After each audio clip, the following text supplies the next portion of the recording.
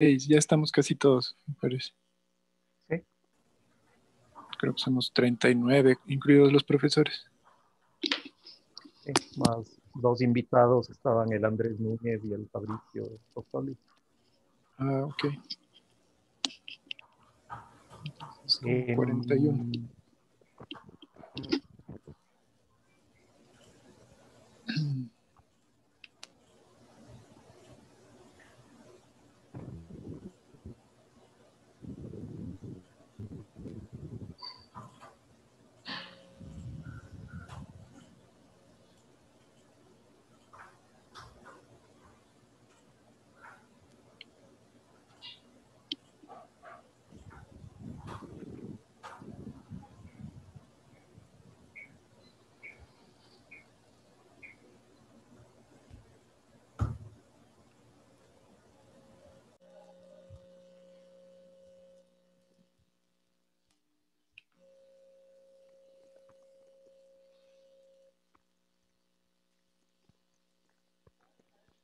Me avisan nomás cuando ya les parezca que podemos comenzar. ok, creo que comencemos, por favor. Vamos, de una. Ok. Hola, buenos días con todos. Buenas tardes, perdón, con todos. He preparado una pequeña presentación, espero no tardar más de unos 25 minutos para hablar de unos temas yo considero que son realmente superficiales y son unos asuntos de cultura general que creo que son necesarios conocer para hacer un proyecto en DESAU, como se propone en el concurso. O sea, pienso que sin conocer el contexto histórico, un poco la idea el contexto histórico en general de la Bauhaus y específicamente de la Bauhaus de Dessau en relación al pensamiento alemán. Sin ese conocimiento se puede caer en errores o en contradicciones o posiblemente actuar de forma ingenua. Entonces creo que sí es importante eh, hacer esta presentación. Parece que todo está un poco movido. ¿Por qué? Bueno, espero que no esté tan movido. Bueno, la presentación contiene algunos nombres y fechas. Seguramente es ese tipo de presentación que tiene asuntos históricos que son molestos incluso, ¿no? Y que en ningún caso buscan que ustedes memoricen estas fechas y que tengan que conocer y que es muy importante retener todas estas fechas y todos estos nombres, pero sí es importante tenerlos en cuenta en el relato para generar tal vez algunas conexiones, para saber quién estuvo antes, cómo fue el proceso, más para establecer relaciones, aunque no sea necesario que retengan demasiados nombres y que memoricen fechas ni nada de esto, no va a haber un examen ni es esa la idea, pero sí, sí lo más importante, más allá de los nombres y las fechas y de la cuestión histórica, es entender esta narración, entender el sentido general de la narración y la idea que está detrás de este relato.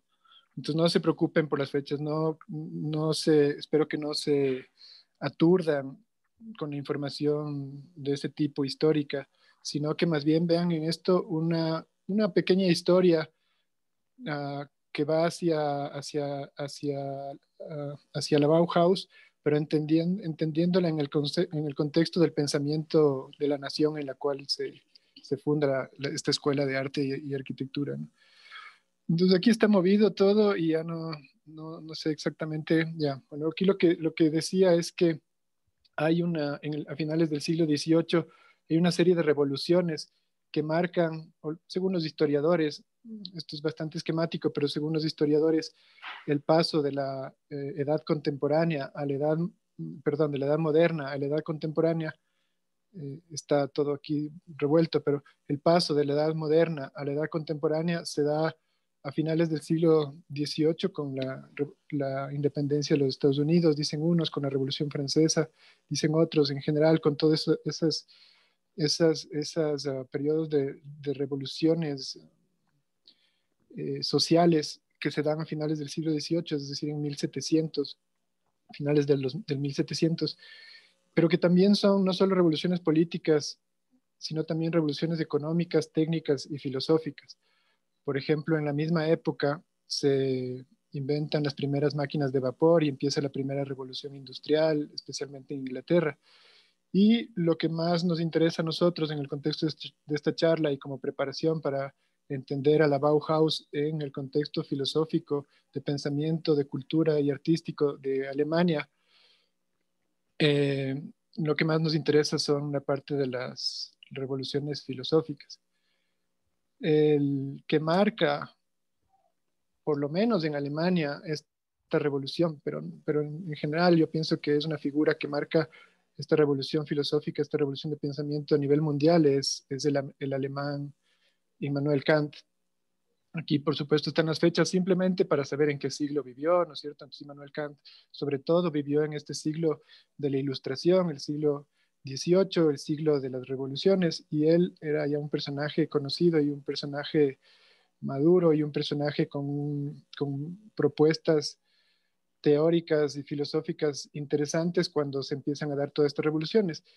Y él paralelamente acompaña estas revoluciones desde la filosofía, desde el pensamiento. Y su principal revolución en el ámbito de lo que nos interesa ahora, en el ámbito del arte y de la cultura, posiblemente está reflejada en este libro que publica igual a finales del siglo XVIII, que es La crítica del juicio estético. Ya había publicado él antes La crítica de la razón pura y la crítica la crítica de la moral. Con esta se completan sus tres críticas. ¿Y qué es lo interesante del aporte este revolucionario de Kant al arte? Yo creo que se puede reducir, y esto sí es interesante, o sea, toda la historia, por supuesto es muy complejo y escapa a lo que un arquitecto necesariamente tiene que conocer, yo lo entiendo, no es que un arquitecto no va a ser buen arquitecto si es que no ha leído a Kant, pero sí creo que es muy interesante comprender lo esencial de la propuesta de Kant. Y lo esencial me parece a mí que se traduce en un cambio de perspectiva que, que, que nos permite entender qué es lo que sucede a lo largo del siglo XIX y que prepara los acontecimientos del movimiento moderno y de toda la arquitectura y del arte moderno en general y de la cultura a finales del siglo XIX y comienzos del siglo XX. Hasta Kant, la pregunta de los filósofos era acerca de lo bello en sí, ¿no? ¿Qué es la belleza? ¿En qué consiste la belleza? Era una pregunta desde el racionalismo, por ejemplo, y desde la ilustración, una pregunta que afirmaba lo bello como un ideal, ¿no? Como un ideal fijo, permanente, inmutable y universal. Y Kant en realidad no se opone a eso, ¿no? Kant mantiene probablemente, si es que uno le pregunta a Kant, ¿cuál es la figura más bella? Diría, bueno, eso no es lo que a mí más me interesa, pero digamos que es la esfera, o sea, tal vez no se opondría al idealismo de los siglos XVII y siglo XVIII, pero su pregunta va más hacia el sentimiento. No sé si es que esto se entiende, pero esto es muy importante, ¿no? Él ya no se pregunta por qué es lo bello, sino por qué sentimos lo bello, en qué consiste el sentimiento de lo bello. Y esto es súper interesante, ¿no? ¿En qué consiste el placer estético?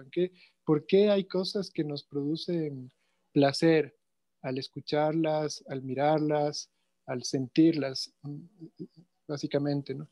Entonces, tal vez varios autores reducen o repiten la idea de que Kant describe estas dos ideas, ¿no? De que la satisfacción que determina el juicio estético es una satisfacción desinteresada. O sea, sabemos que es básicamente el sentimiento de lo bello cuando simplemente tenemos placer sin pensar acerca de eso, sin pensar que esto es bueno y por lo tanto me va a hacer bien y eso me produce placer. Ese es un sentimiento distinto al sentimiento de lo bello, dice Kant, ¿no? Al juicio estético.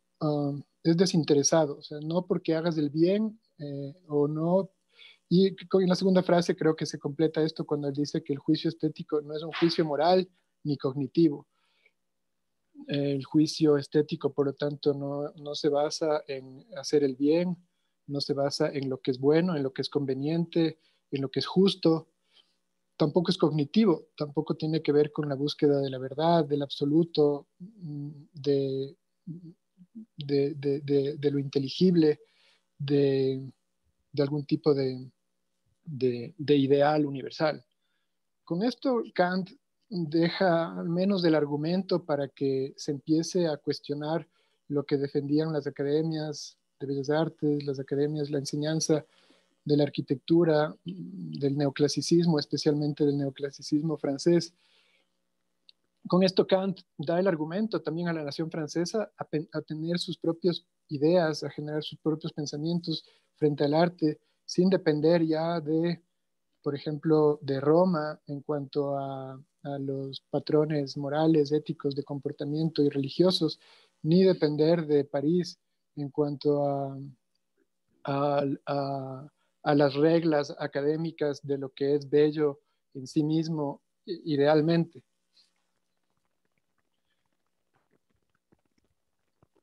Entonces, esa es la revolución de Kant, ¿no? La revolución que deja listo una serie de cambios súper importantes, interesantísimos que se dan a lo largo del siglo XIX. Y aquí simplemente voy completando estos cuadros.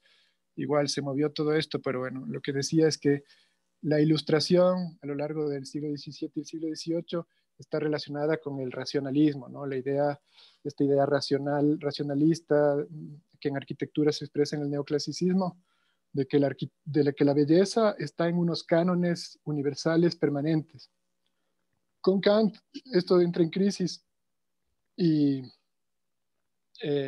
así como hay sus tres críticas, también hay tres corrientes que en el siglo XIX, tres corrientes importantes que en la Alemania del siglo XIX se... Perdón, me di cuenta que dejé esto apagado y tal vez... ¿Sí siguen viendo? Um, no, ahorita otra vez, ahorita está el documento otra vez. Ya, ok, ok. Que hay tres corrientes que en Alemania se surgen, que todas atribuyen a Kant el origen de sus ideas, ¿no? Que son el idealismo, el romanticismo y el realismo. Y esto es interesante, hay algo platónico aquí, ¿no? Porque al final tiene que ver con la búsqueda de la verdad, la búsqueda de la bondad y la búsqueda de la belleza. Es prácticamente este espíritu humanista que nosotros conocemos bien incluso dentro de la universidad, como estos ideales, ¿no? Pero a la final se parte el mensaje de Kant en tres corrientes distintas, la del idealismo, la del romanticismo y la del realismo en Alemania, ¿no? El idealismo es en el plano de las ideas, o sea, hay personas que naturalmente tienen una condición más cercana al plano de las ideas, al plano intelectual y de la filosofía, y otras que tienen más afinidad con el plano de los sentimientos y hay otras personas que tienen más afinidad con el plano real, concreto, físico de la acción. Entonces, supongo que por eso es que, uh, a pesar de que la intención de Kant era de que estos planos no se vuelvan a separar, de hecho en Alemania se separan en un inicio, y el plano de las ideas favorece a la especulación filosófica, el plano de los sentimientos favorece a la acción artística o a la actividad artística, y el plano de la realidad a la acción política o a la literatura, donde se plantean ideas que posiblemente buscan cambiar la realidad.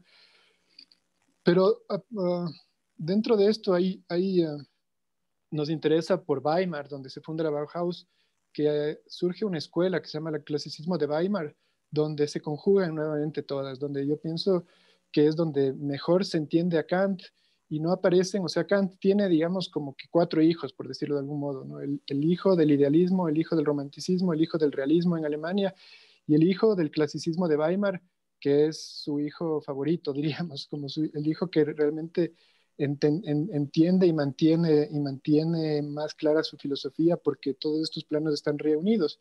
Entonces, en el clasicismo de Weimar no hay una posición predominante de las ideas o de la filosofía, o por otro lado del arte, o por otro lado de la literatura, sino que se conjugan todas.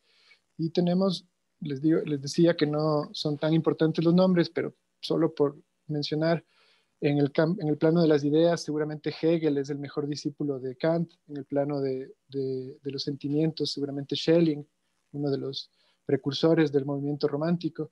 En el plano de la realidad, Fontane, un escritor realista. Y Goethe y Schiller serían estos como hijos favoritos de Kant, en el sentido de que son como estos predilectos, diríamos, ¿no?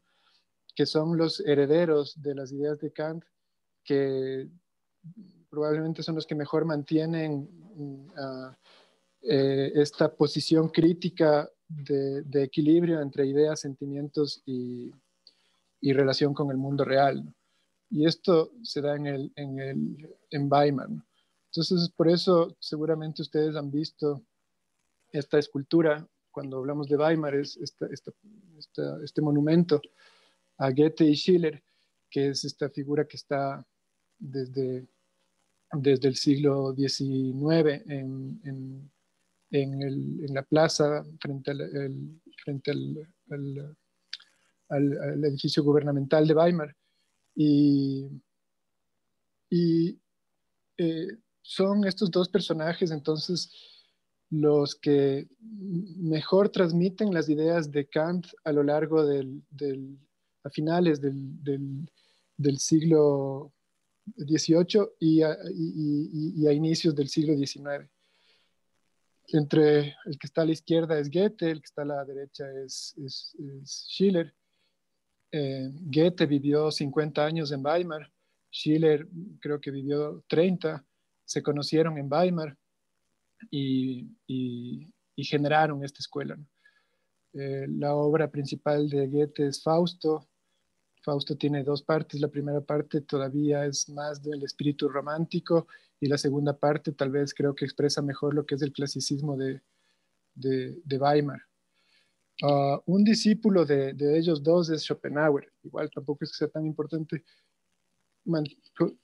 aprender el nombre ni nada, pero Schopenhauer asiste a reuniones de la Escuela del Clasicismo de Weimar y muchas de sus ideas surgen de allí. Y con esto ya hemos pasado casi por todos los pensadores más importantes de Alemania, ¿no?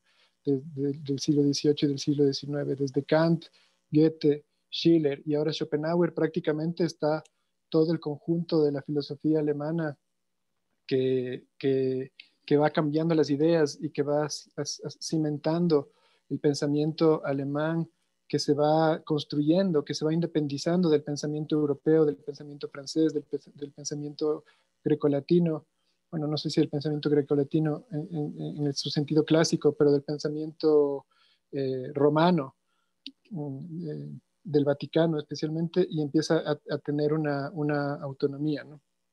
Entonces, Schopenhauer es importante porque si es que Kant, si es que los principales transmisores del mensaje de Kant son Goethe y Schiller, Schopenhauer es el siguiente que toma la posta de estas ideas del clasicismo de Weimar y lo transmite posteriormente a otros personajes que vamos a ver más adelante. No voy a leer mucho esto porque sería demasiado largo, pero un librito que yo les recomiendo y se puede encontrar en PDF, en español, en internet, son las cartas sobre la educación estética del hombre de Schiller. Creo que este texto resume muy bien la herencia del pensamiento de Kant, el espíritu del clasicismo de Weimar, ese espíritu que, que conduce hacia la fundación finalmente de la República de Weimar y que está presente en la fundación también de la Bauhaus. Eh, Creo que explica incluso por qué es posible la Bauhaus en Weimar, ¿no? Algunas cosas simplemente están en rojo, algunas cosas bueno, esta parte inicial creo que es importante, ¿no? Schiller divide las artes en artes de la estrechez y artes de la libertad. Dice, como artes de la estrechez, llamó a todas aquellas que elaboran eh, objetos para un uso físico y donde ese uso determina sí, para un uso físico y donde ese uso determina la forma de ese objeto. Y artes de la libertad, aquellas que tienen un perfil propio específico de deleitar en la contemplación libre. No sé si es que siguen viendo. Sí. Sí está el Ya. documento. Ok.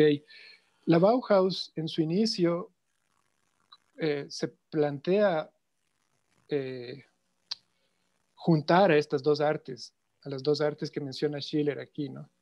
No porque estuvieran pensando en Schiller y en esta frase en particular, sino porque esa es la idea que va construyendo Alemania, la idea matriz del pensamiento alemán que a lo largo del siglo XIX, desde el romanticismo hacia la modernidad, va construyendo realmente el pensamiento germano, ¿no? Esa identidad cuyo espíritu está fundamentalmente en la República de Weimar, llegará a la República de Weimar, ¿no? Entonces, conjugar estas dos artes, esto creo que es súper importante.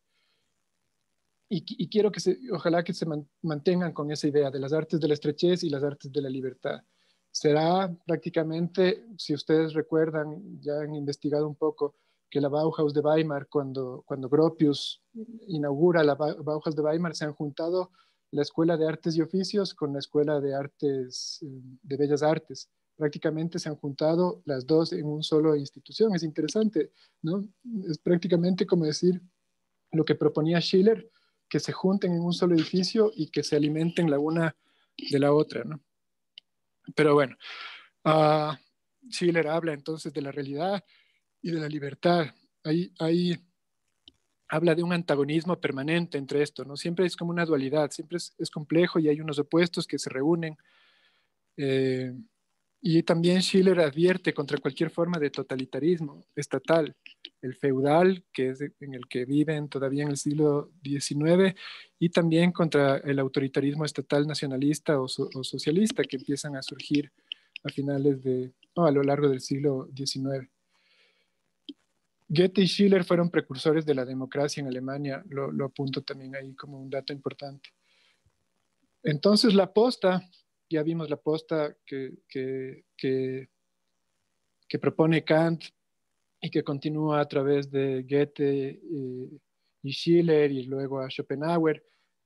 Probablemente es a través de Schopenhauer, a través de él, es quien con mayor fuerza llega a estos tres personajes que vemos acá, que son súper importantes y que son precursores de la modernidad y del arte moderno en Europa, no solo en Alemania.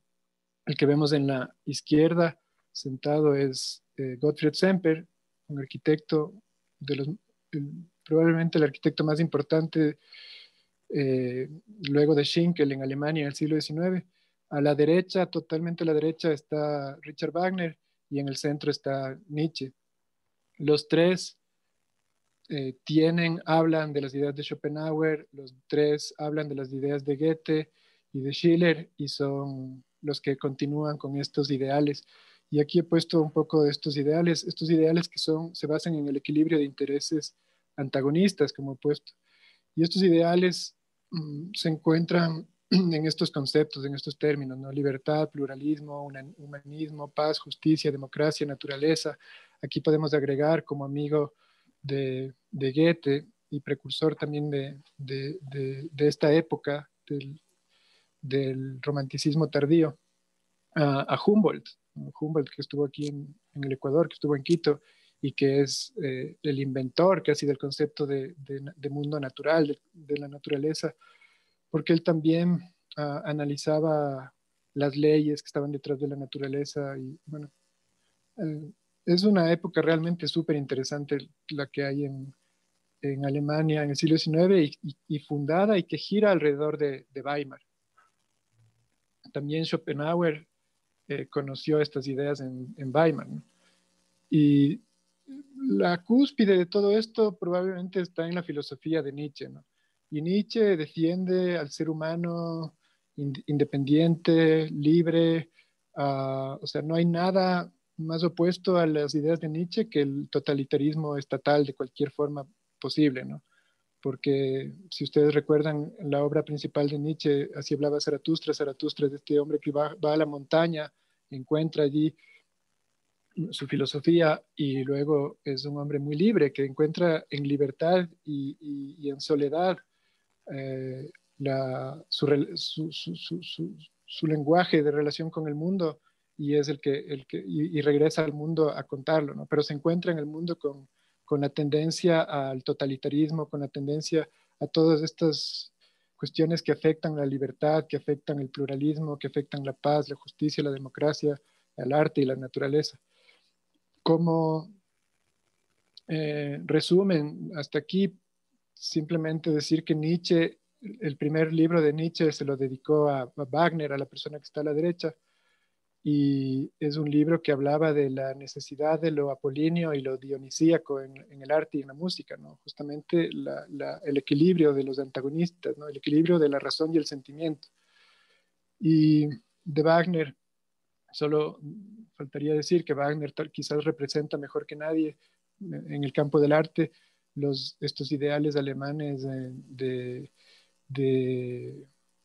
de renovación del sentimiento, o sea, lo que proponía Kant y lo que anticipaban Goethe y Schiller se hace realidad en los dramas musicales y teatrales de Wagner.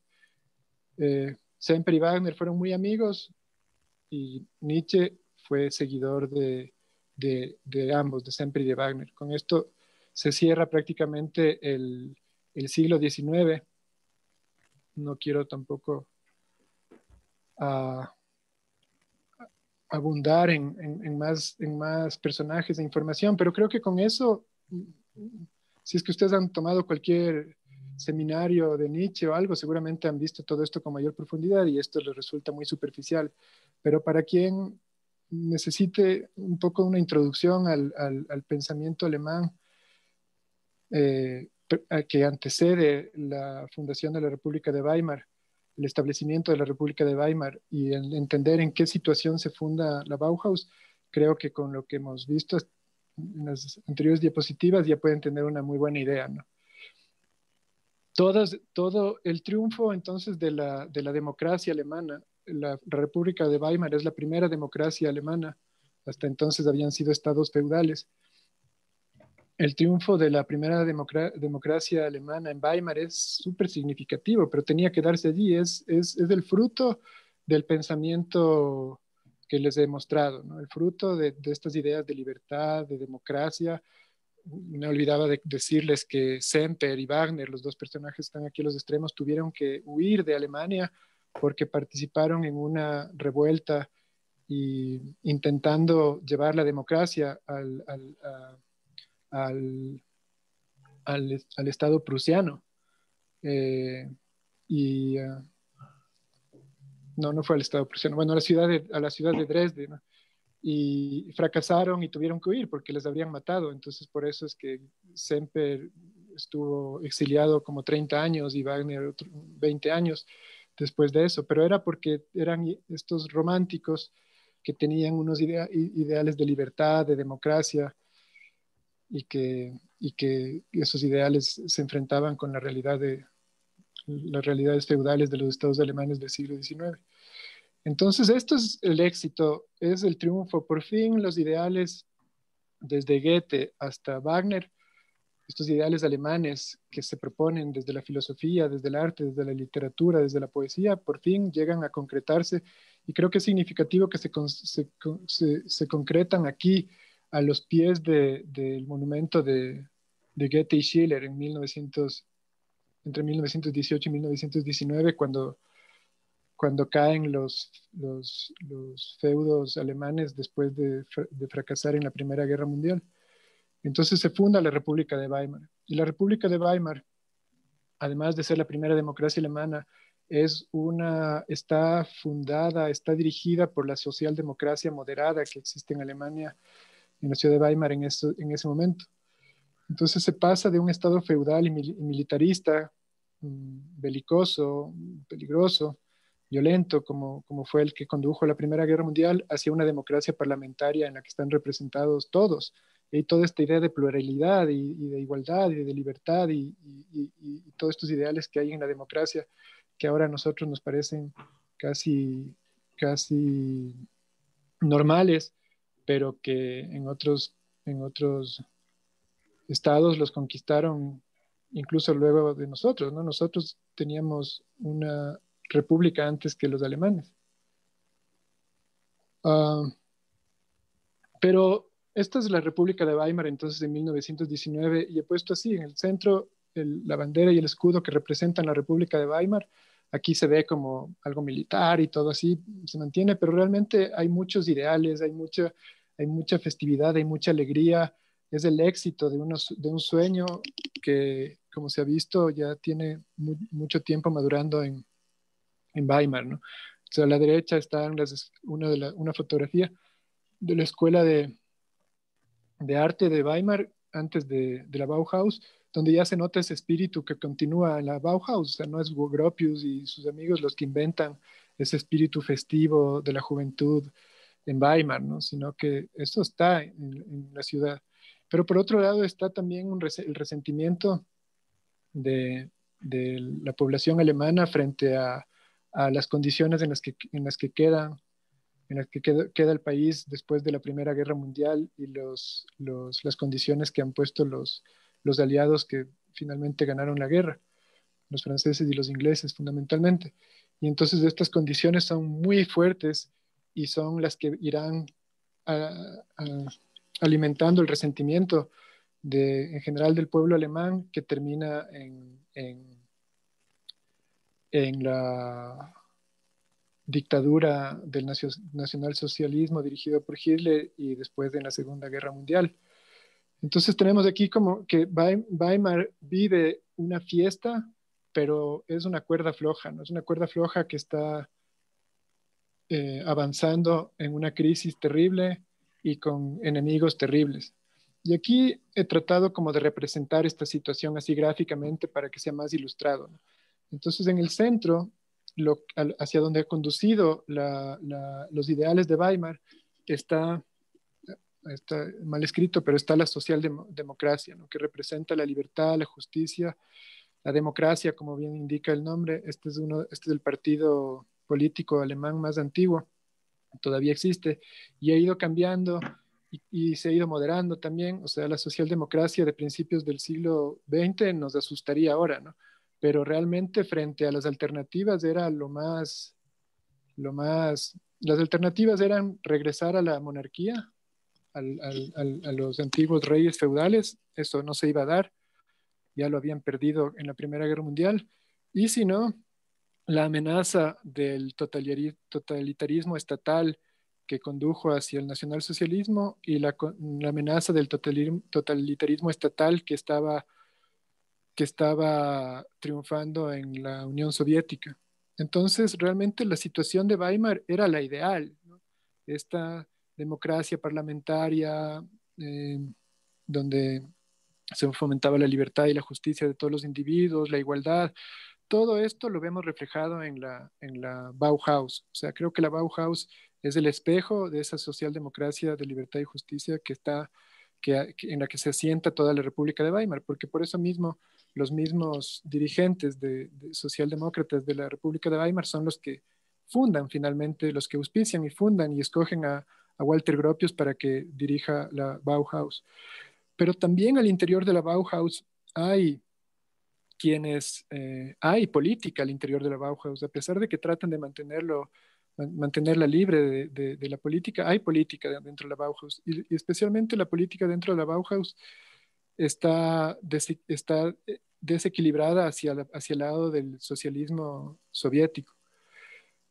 Hay, en todo caso, eh, aunque hay antagonismo, y creo que eso es súper sano en la Bauhaus de Weimar, hay una posición que defiende el arte y hay una posición que defiende la industria y el comercio, que es algo que ya venía desde antes, desde el Deutsche Verbund, con figuras como Henry van de Velde, que defendía la posición del arte, y Hermann Muthesius, que estaba más a favor de pensar en la industria y el comercio. Estos no entran a ser parte de la Bauhaus, pero Henry van de Velde sí es el director anterior de las escuelas que luego se convierten en la Bauhaus, y es el que hace el edificio de la Bauhaus de Weimar, ¿no? Entonces, realmente tenía más fuerza en sus inicios en la Bauhaus la posición romántica de Henry van de Velde, ¿no?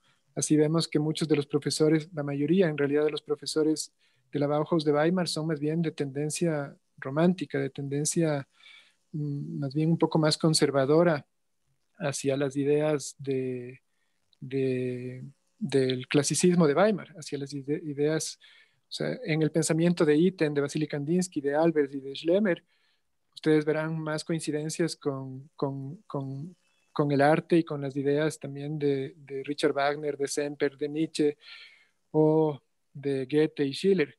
Mientras que por el lado del realismo, que creo que está bien simbolizado en la figura de Mutesius, es más pragmático y es más, es menos alemán, diríamos, y es más una influencia británica, ¿no? Del arts and crafts y del pragmatismo británico. Pero hay equilibrio y eso es lo bonito. O sea, me imagino un estudiante que sale de un curso de Moholy Nagy o de un curso de Walter Gropius y se va a una clase con Johannes Itten y luego regresa a una clase de carpintería y luego va a una clase de Kandinsky. O sea, era un estudiante que estaba expuesto a toda la riqueza que caracteriza el pensamiento del clasicismo de Weimar. O sea, que está expuesto a ideas, a acción, a, a, a la exploración del sentimiento estético, a la belleza, ¿no? O sea, una formación súper completa. Esa es la belleza de la Bauhaus en Weimar.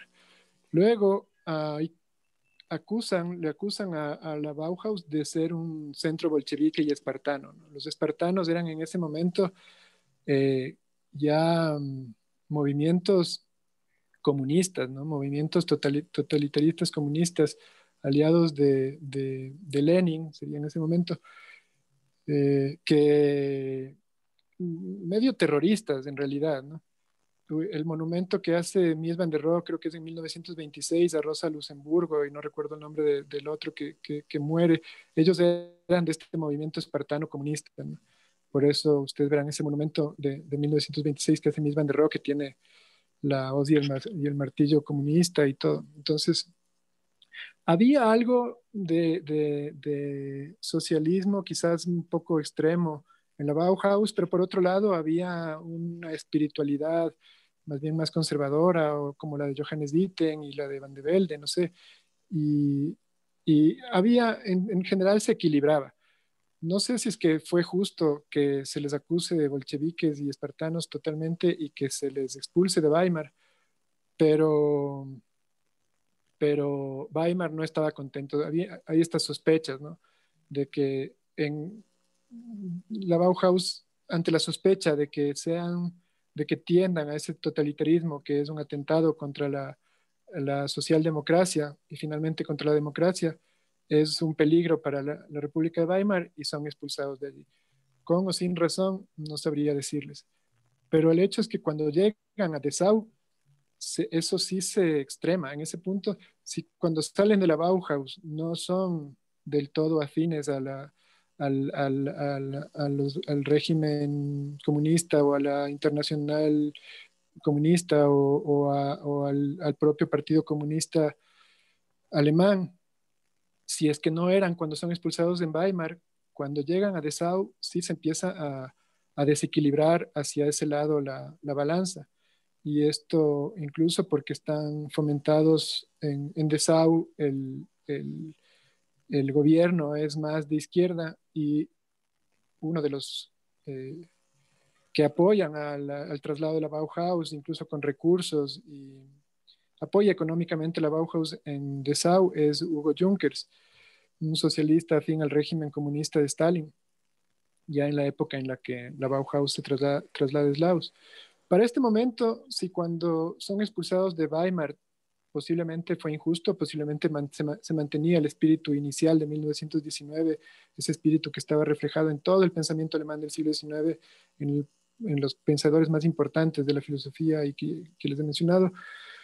Cuando llegan a Dessau y hasta hacia 1925 ya no queda el menor rezago del espíritu romántico que dio nacimiento a la Bauhaus, especialmente cuando Hannes Meyer es nombrado director. Un arquitecto importante, no es cualquier persona, una persona que tenía, digamos, argumentos y que tenía eh,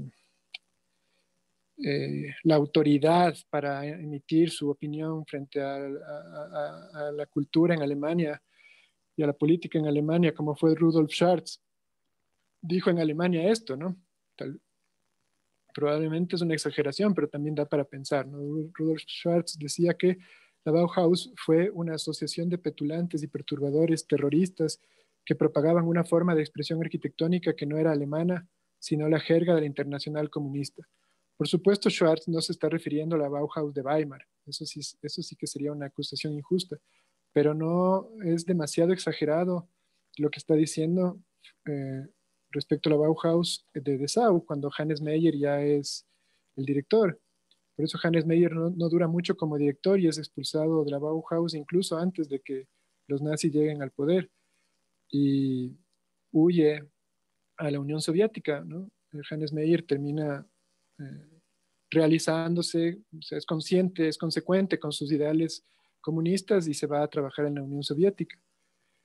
Eh, entonces, para este momento, claro, para este momento la Bauhaus, y esto sí creo que es importante, la Bauhaus de Dessau, entonces es completamente otra Bauhaus de la Bauhaus Weimar para este momento, ¿no? Ya no, solo se mantiene la marca, el nombre, pero han cambiado muchísimo sus principios.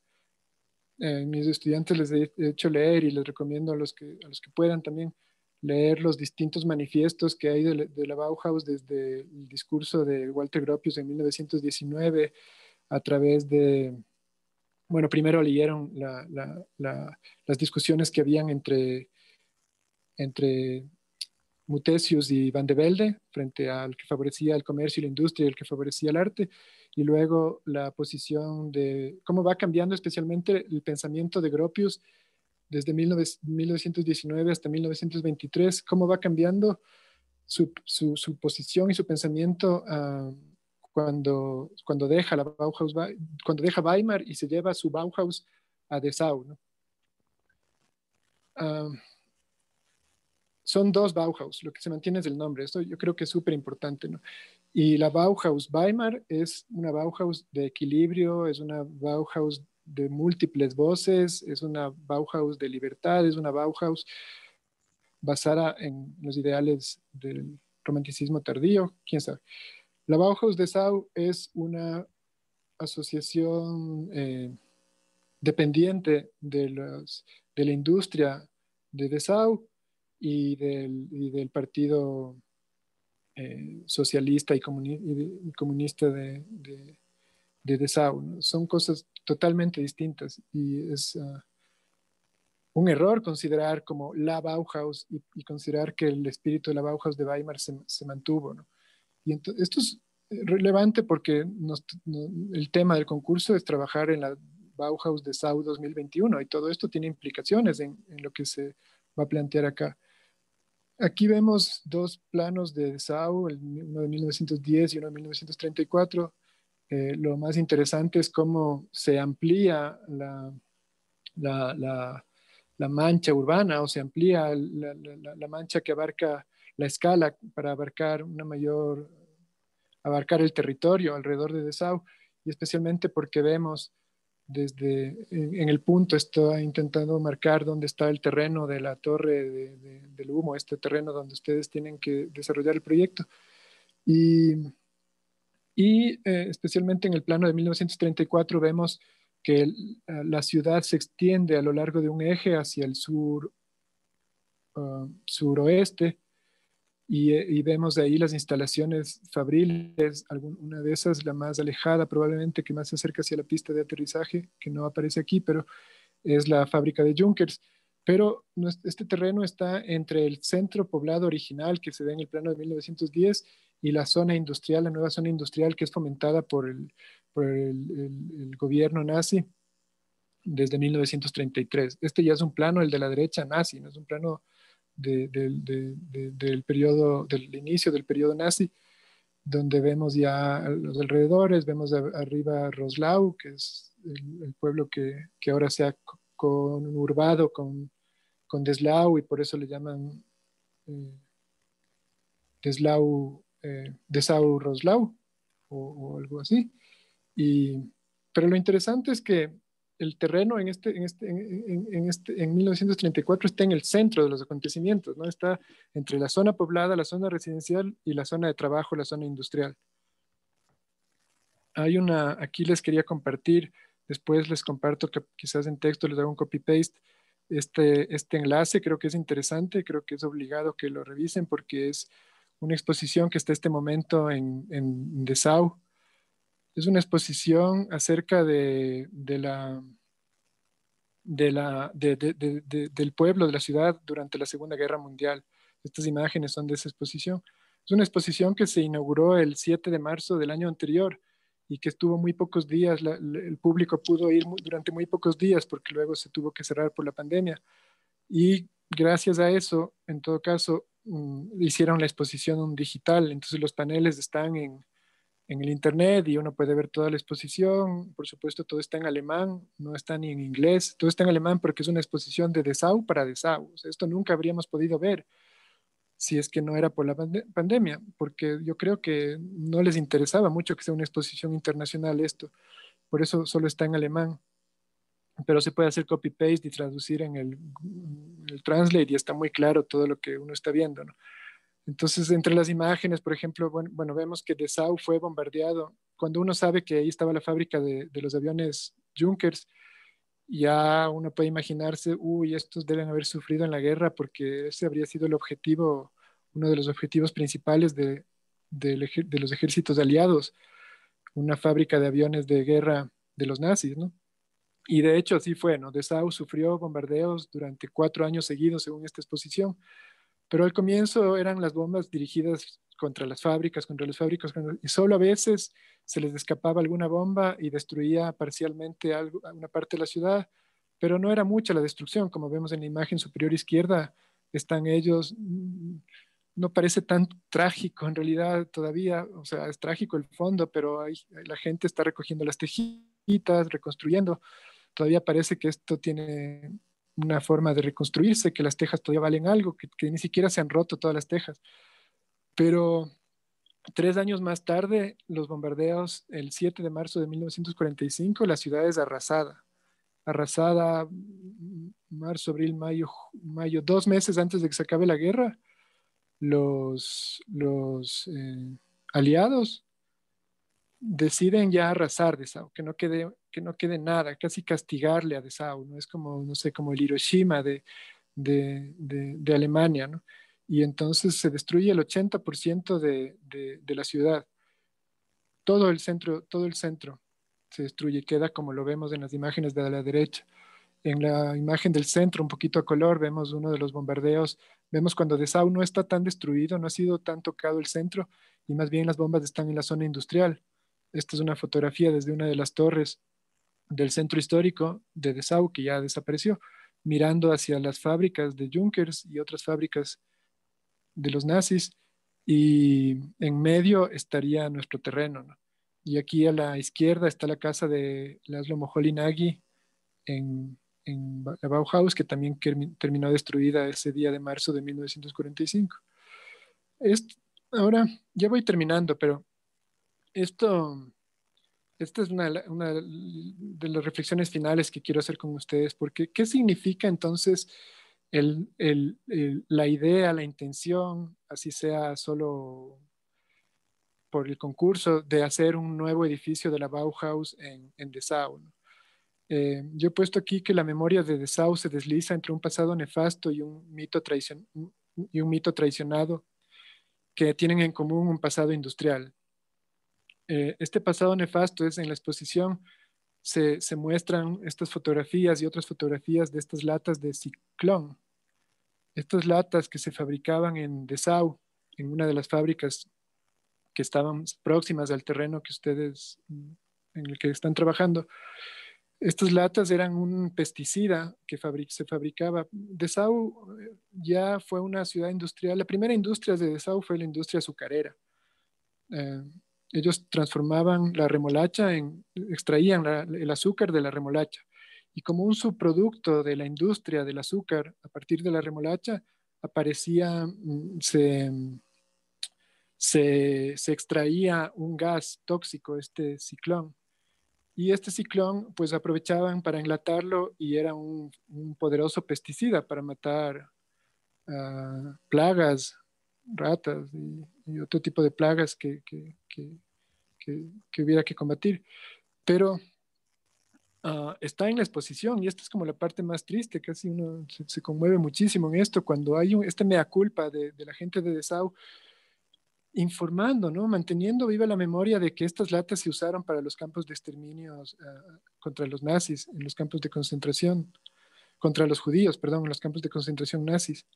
Este gas ciclón es el que, con el que se mataron millones de judíos, ¿no? Una de estas latas, cuentan ahí en una exposición como una de estas latas se abría, se depositaba dentro de una habitación con probablemente 200 personas y en 20 minutos todas las 200 personas habían muerto por la inhalación de este gas tóxico. Está ahí descrito como el procedimiento y bueno, una serie de cosas terribles y esta mea culpa que hace la gente de Sau de que, de cierto modo, fueron sus antepasados los que fabricaban estas latas, ¿no? O que parte de la industria, de la parte de la historia industrial de Dessau fue la fabricación de este gas mortal y mal utilizado, además de los aviones de bombardeo de Junkers. Y a la derecha está el edificio de Gropius bombardeado. Y lo que tienen en común es este pasado industrial. Este edificio de la Bauhaus aquí ya es un edificio de la Bauhaus como parte del mecanismo industrial de la Alemania de entreguerras, ¿no?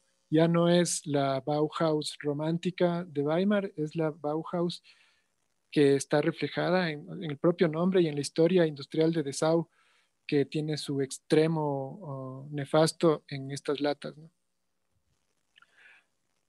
Quería contraponer a todo esto, regresar a Weimar y oponer en las presentaciones que han hecho los estudiantes de mis talleres, he escuchado varios argumentos de por qué se cerró la Bauhaus de Weimar, ¿no? Algunos que dicen que ya no había presupuesto por la crisis, otros que decían que fueron los nazis y otros que decían que, bueno, no recuerdo alguna otra razón, pero bueno, la cosa es que la Bauhaus de Weimar no se termina de cerrar nunca, ¿no? Eh, Primero los nazis todavía no gobernaban en Weimar, faltaban 10 años para que los nazis lleguen al poder cuando se cierra la Bauhaus de Weimar. Por otro lado, lo de la crisis tampoco es tan cierto porque la Bauhaus se mantiene. Lo que sucede es que Gropius sí es expulsado por terrorista, digamos, quizás es una exageración, pero por sus ideas extremas. Él y su grupo son expulsados por sus ideas que resultan extremas para la socialdemocracia y peligrosas en una inestabilidad que existe en ese momento. Estas suposiciones que habrán tenido la gente de Weimar se comprueban cuando ellos se trasladan a Dessau. Habrán dicho, ven, ya ven, así era cierto, fueron a trabajar para Junkers y se fueron a Dessau. Pero en Weimar se mantiene, y esto yo creo que es súper interesante. Yo creo que tiene más sentido. Ahora sí, esto ya, hasta aquí probablemente lo que he dicho trató de ser muy objetivo, ahora ya voy a dar mi opinión.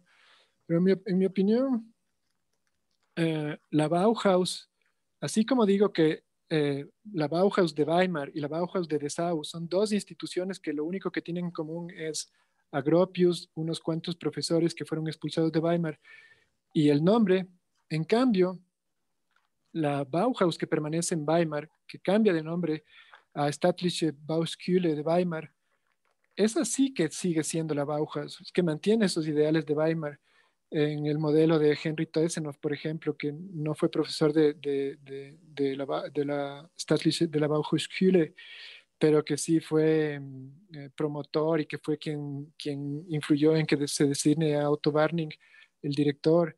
Y aquí fue donde se formaron Neuffer, Van Estren, Wagel, o fueron profesores todos estos otros personajes, ¿no?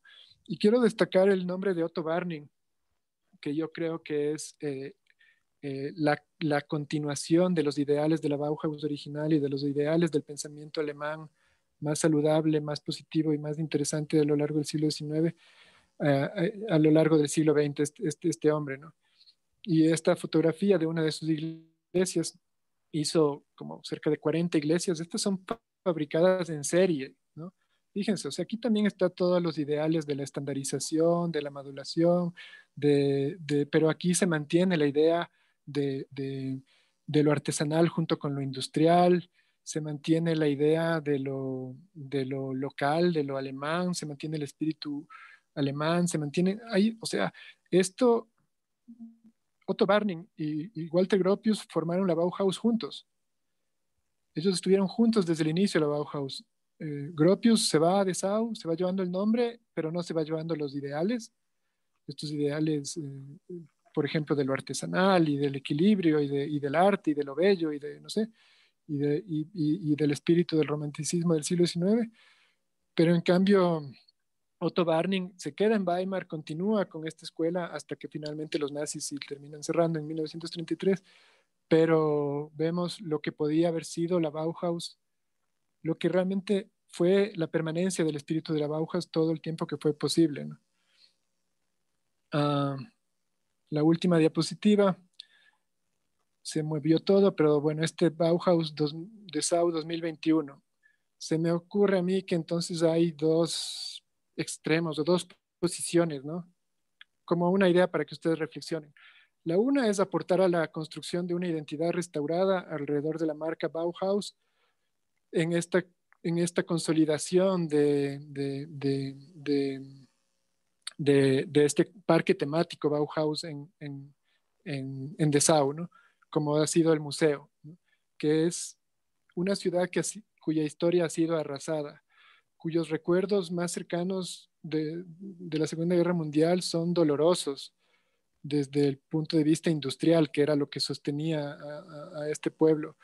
Un pueblo, eso, que ha perdido su identidad, que ha perdido su historia y todo, y que en este museo nuevo que ustedes ya habrán visto, está como tratando de consolidar una identidad, rescatando algo en su pasado que sea rescatable, ¿no? Y es como que se sostienen de la Bauhaus para a partir de esa identificarse con algo, algo que sea opuesto a lo que condujo a tanta destrucción en su ciudad. Y me parece a mí que el futuro de esto no sería como, bueno, Bauhaus en Dessau se ha destruido todo, ¿no? Pero está la Bauhaus y está el museo y estará la nueva Bauhaus 2021, que por supuesto es solo una cosa hipotética, pero todo esto va construyendo como una especie de parque temático de Bauhaus para crear una especie de identidad que se sostenga sobre esa marca, ¿no?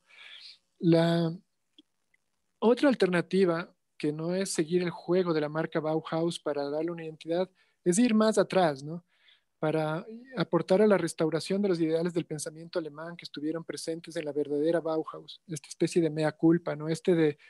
Bueno, ¿no? De no regresar disimuladamente hacia una Bauhaus que ya no es la original, para desde ahí construir un mito, sino regresar a donde se perdió, ¿no? Un poco regresar a este Bauhaus lado B, a esta que no ha hecho tanta propaganda, que no ha, que no ha, que no se da tanto a conocer, ¿no es cierto? Que no tuvo que huir de Alemania en la época nazi, pero tampoco tuvo que huir de Alemania cuando perdieron los nazis, porque simplemente no estuvieron involucrados, ¿no? Como Otto Barning, ¿no? Aquí vemos, por ejemplo, a Otto Barning en una exposición esta sí es la última diapositiva y se acaba. Aquí vemos a Otto Barning en una exposición, el Interbau de Berlín en 1956, creo que fue. Lo vemos con Le Corbusier mirando la maqueta de Chandigarh, de Le Corbusier, y aquí vemos también está Gropius en la mitad y Otto Barning mostrando todos los proyectos que está haciendo en Berlín. Pero no conocemos a Otto Barning, ¿no? Yo creo que Otto Barning tiene mucho más obra que Walter Gropius y fue el verdadero, desde mi punto de vista, el verdadero continuador de la Bauhaus con el espíritu original de la Bauhaus en Weimar, pero no con todo el sistema de propaganda de la Bauhaus de Sau. Eh, entonces, este es el argumento que, bueno, que valdría la pena discutir a lo largo del semestre también, ¿no es cierto? Los que van a jugar al tema Bauhaus como un parque temático actualizado, la Bauhaus 2021, cómo sería la era industrial del 2021, o los que van a buscar, van a retroceder un poquito, la alternativa de retroceder a Weimar y arrancar desde allí, siguiendo, cogidos de la mano, no sé, de Otto Barning, hacia una tradición que va mucho más allá del edificio de Gropius en Dessau.